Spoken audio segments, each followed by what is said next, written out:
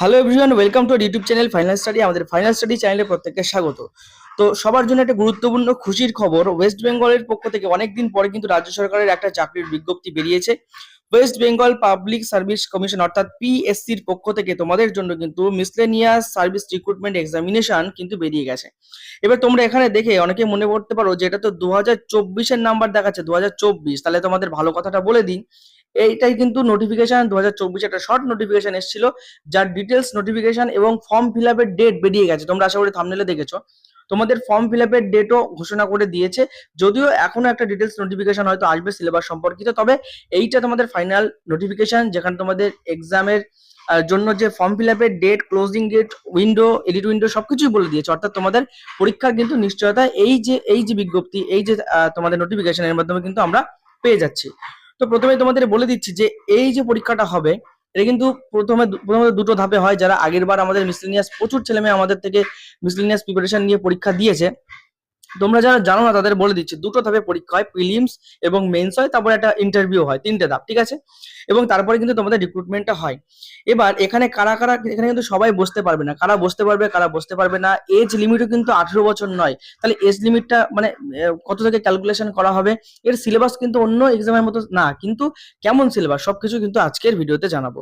তাহলে টোটাল এখানে দেখতে পাচ্ছ যে এখানে পোস্টের নাম দেওয়া আছে, প্রচুর পোস্টের নাম দেওয়া আছে। এখানে তোমরা টোটাল 19টা পোস্ট পেয়ে যাবে। এই 19টা পদে তোমাদের কিন্তু নিয়োগ করা হবে। বিভিন্ন ডিপার্টমেন্টে কিন্তু নিয়োগ করা হয়ে থাকে, যেগুলো তোমরা এখান থেকে দেখলেই কিন্তু বুঝতে পারবে। আমি কিন্তু এখানে আর সময় নষ্ট করছি না, তোমরা একবার পজ করে এখানে দেখতে পারো যে কোন কোন পদে নিয়োগ করা হবে। এবার এখানে আমি বলে দিয়েছি যে এক্সাম কয়েকটা ধাপে হয়।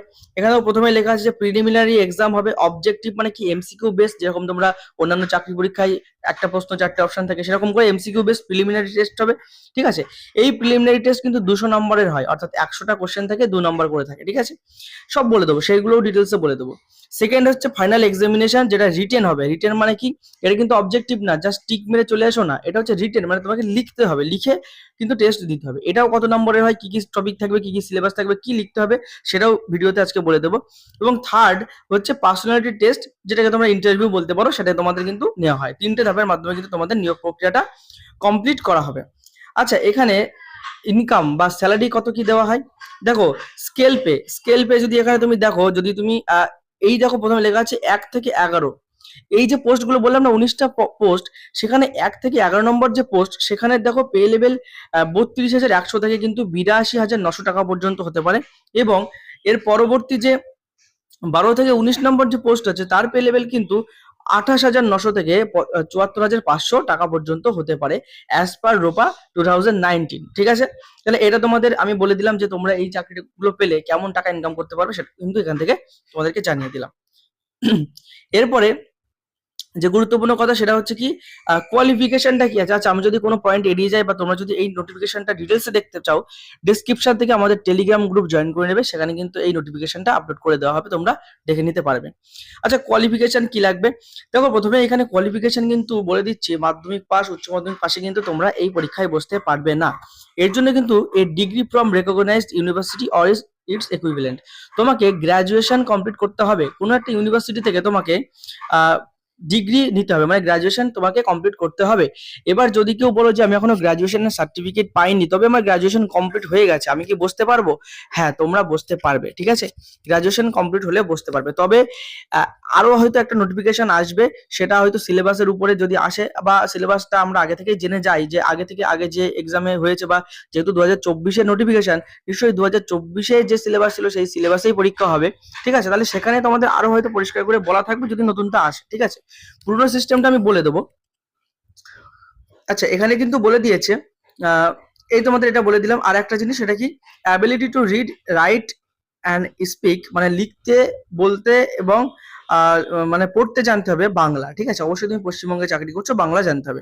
আর যারা নেপালি আছে তাদের জন্য হয়তো কিছু স্পেশাল ছাড় আছে। আমি আশা করছি আমার ভিডিও যারা দেখছো প্রত্যেকেই বাঙালি, তো প্রত্যেকের বাংলা জানো, প্রত্যেকের কোনো অসুবিধা হবে না। আচ্ছা, এজ লিমিট কি আসছে বললাম না, এজ লিমিটটাও কিন্তু এখানে 2018, সরি 18 বছরের মতো না, 2018 বললাম, 18 বছরের ক্রাইটেরিয়া না। এটা ভালো করে দেখো, 18 বছর ক্রাইটেরিয়া দিলেও সেটা কিন্তু কোনো কাজে লাগে না, কারণ 18 বছরের কেউ তো গ্রাজুয়েশন কমপ্লিট করে না। এখানে দেখো বলে দিয়েছে যে not below 20 years are not more than 39 years, মানে কি 20 বছরের কম হলে হবে না, 39 বছরের বেশি হলে হবে না, মানে 20 থেকে 39 বছরের মধ্যে হতে হবে।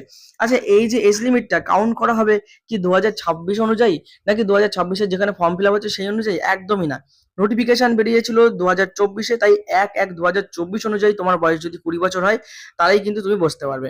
অর্থাৎ কি বলেছে, তোমার 1995-এর আগে জন্মালে হবে না, ঠিক আছে, 1995-এর আগে জন্মালে হবে না, আবার 2004-এর পরে জন্মালে হবে না, সেটা কিন্তু এখানে বলে দিচ্ছে। তোমার ডেট অফ বার্থ এখান থেকে মিলিয়ে নিতে পারবে, যাতে 2004 এর আগে জন্ম, মানে 2003-এ ডিসেম্বর বা 2003-এ জন্ম, তারা কিন্তু এখানে বসতে পারবে, বা তার আগে জন্ম, ঠিক আছে।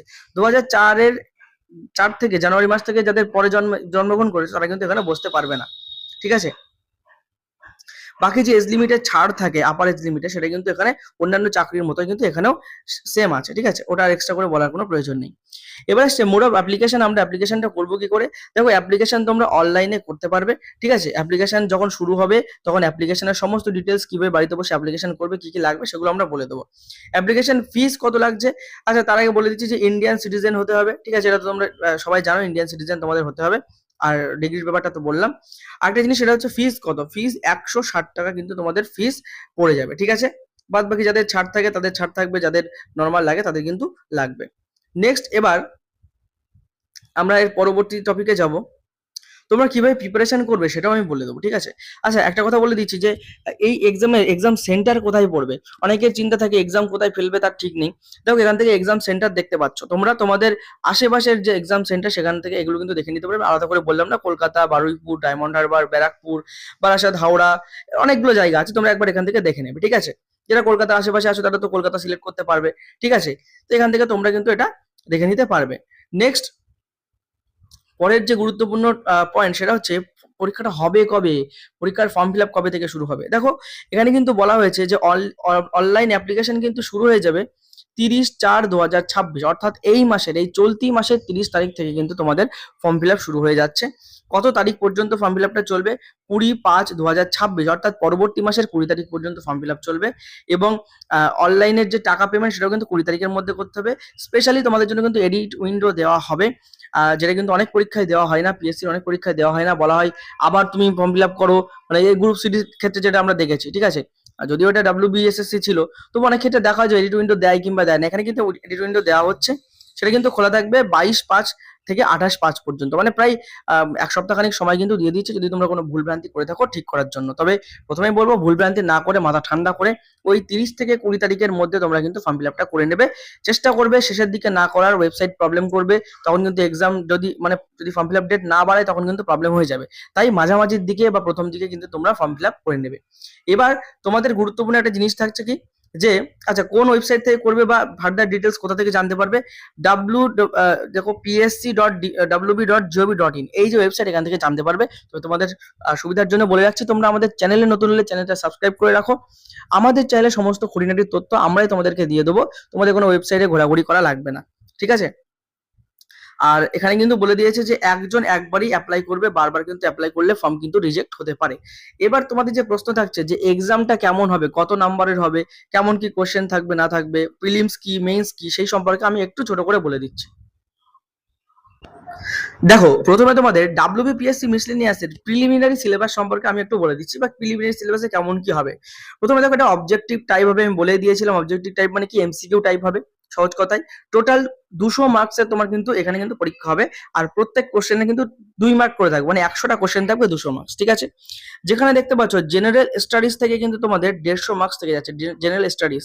একটা ভালো কথা, এখানে কিন্তু তোমাদের কোনো রিজনিং নেই, ইংলিশ নেই, শুধুমাত্র জেনারেল স্টাডিজ, অর্থাৎ জিকে এবং ম্যাথ করলেই কিন্তু হয়ে যাচ্ছে, যেটা কিন্তু একটা প্লাস পয়েন্ট যাদের কিন্তু ইংলিশে ভয় লাগে, ঠিক আছে, বা যাদের জিকে স্ট্রং তাদের ভীষণ বড় একটা প্লাস পয়েন্ট।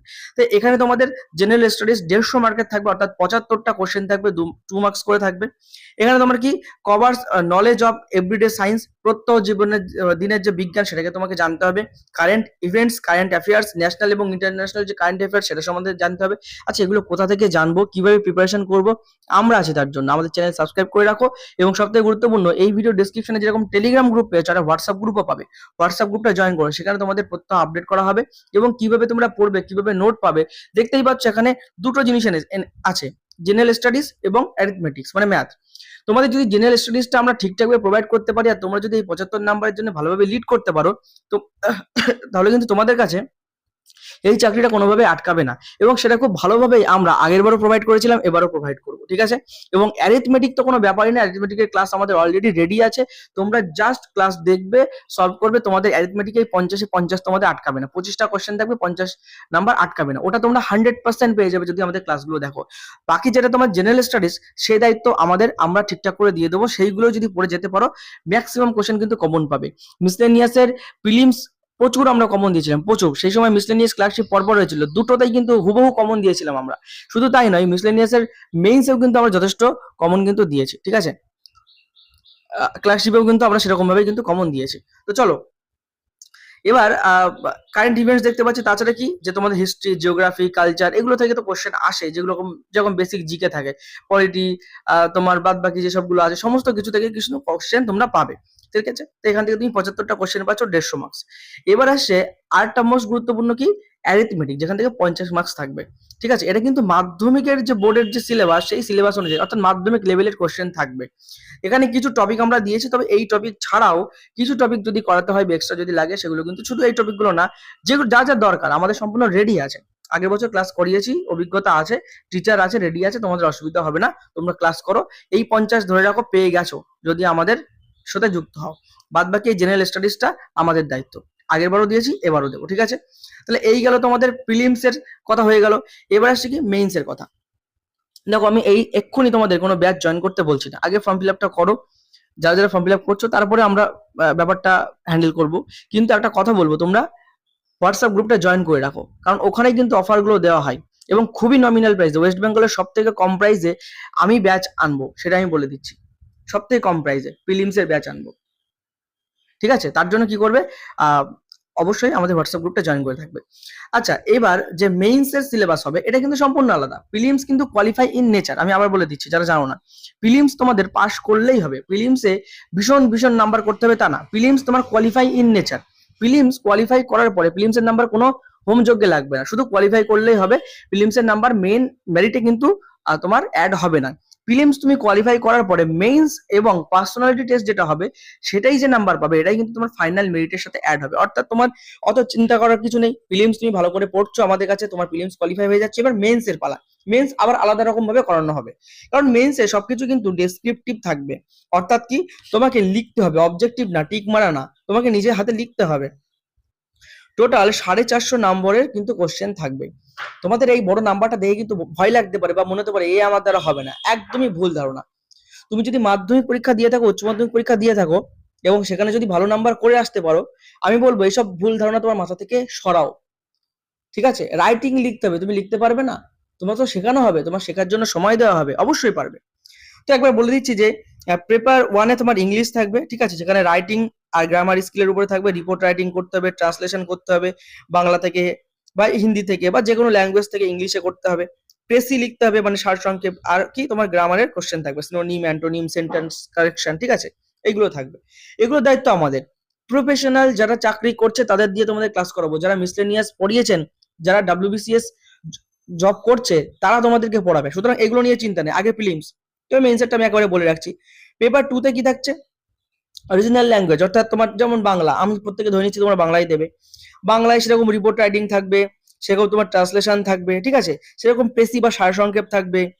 ইংলিশ থেকে বাংলায় ট্রান্সলেশন থাকবে, ঠিক আছে, বাংলা গ্রামার থেকে থাকবে। তাহলে ইংলিশেও যা বাংলায়ও তাই, শুধু ইংলিশ বাংলা দুটো অল্টারনেট, ঠিক আছে। তো এখানে তুমি সবকিছু পেয়ে যাচ্ছ। তাহলে এখানে আমি বলে দিচ্ছি 150 নম্বরের থাকবে এই ইংলিশের পেপারটা, থাকবে 150 নম্বরের, ঠিক আছে। বাংলা পেপারটা থাকবে 150 নম্বরের, আর 150 নম্বরের থাকবে জিএস আর অ্যারিথমেটিক মিলিয়ে। জিএস আর অ্যারিথমেটিক মিলিয়ে, যেখানে জেনারেল স্টাডিজ অর্থাৎ জিএস থেকে থাকছে 100 নাম্বার, ঠিক আছে। তুমি বলবে যে এখানে কি লিখবো, এখানে তোমাকে জাস্ট ঘটনা দেবে, সেই ঘটনা সম্পর্কে 2-4 লাইন লিখতে হবে, আর কিচ্ছু না। কোন কোন টপিকের উপরে থাকতে পারে, হিস্ট্রি, জিওগ্রাফি, সায়েন্স, ঠিক আছে, পল সায়েন্স, এগুলো থেকে থাকতে পারে। আর অ্যারিথমেটিকে কি, অ্যারিথমেটিকে তোমার 10+2 অর্থাৎ মাধ্যমিক এবং হালকা উচ্চ মাধ্যমিক। এখানে কিন্তু পুরোপুরি উচ্চ মাধ্যমিক লেভেল যাওয়া হয় না, মাধ্যমিক এবং হালকা উচ্চ মাধ্যমিক লেভেলের কিন্তু 50 মার্কসের তোমার কোশ্চেন থাকবে। কোন কোন টপিকের উপরে থাকবে সেগুলো কিন্তু এখানে বলে দেওয়া আছে। এছাড়াও যে টপিকগুলো এখানে সবগুলো তো লেখা সম্ভব হয়নি, যেগুলো তোমাদের প্রয়োজন হবে সেগুলো কিন্তু আমরা করিয়ে দেবো, আগের বছরও করিয়েছি। তাহলে আমি বলবো যে তোমরা প্রিপারেশন প্রত্যেকে করবে, এই পরীক্ষাটার ফর্ম ফিল আপ প্রত্যেকেই করবে, কারণ এই পরীক্ষাটা না ওই কিছু কিছু ছেলে মেয়ে আছে যারা করেই না, যারা ডিফেন্সের দিকে যাবে ভাবে, একটু যোগাযোগে পরীক্ষা দিয়ে ভালো চাকরি করবে ভাবে, তারা কিন্তু এদিকে আসে না। এর কম্পিটিশন তুলনামূলক অনেকটাই কম থাকে। এর প্রিলিমস তুমি যদি ভালো করে পড়ো তাহলে 100% তুমি কোয়ালিফাই করে যাবে, তারপরের চিন্তা তারপরে। ঠিক আছে, তো সেটাই বলার যে আশা করি এটা তোমরা কোয়ালিফাই করতে পারবে, আর সেই সাপোর্টটুকু আমাদের থেকে পাবে। আমি মেইনস এর কথা পরে ভাববো, মেইনস এর কথা পরে, আগে তুমি প্রিলিমস এর কথা ভাবো, 100টা কোশ্চেনের কথা ভাবো। ঠিক আছে, যারা যারা চাইছো তারা আমাদের ডিসক্রিপশন থেকে হোয়াটসঅ্যাপ গ্রুপ জয়েন করে নেবে। আর সম্পূর্ণ ডিটেলস এর কথা বলে দিয়েছি, ফর্ম ফিল আপ তোমরা করে নাও। আর ফার্দার যে তোমার নোটিফিকেশন আসবে বা যে কোনো ইনফরমেশনের জন্য আমাদের চ্যানেলটা সাবস্ক্রাইব করে রাখো। তো চলো পরবর্তী ভিডিওতে তোমাদের সাথে দেখা হচ্ছে। এই সম্পূর্ণ পিডিএফ, সম্পূর্ণ সিলেবাস, সম্পূর্ণ কিছু আমাদের টেলিগ্রাম হোয়াটসঅ্যাপ গ্রুপে তোমরা পেয়ে যাবে।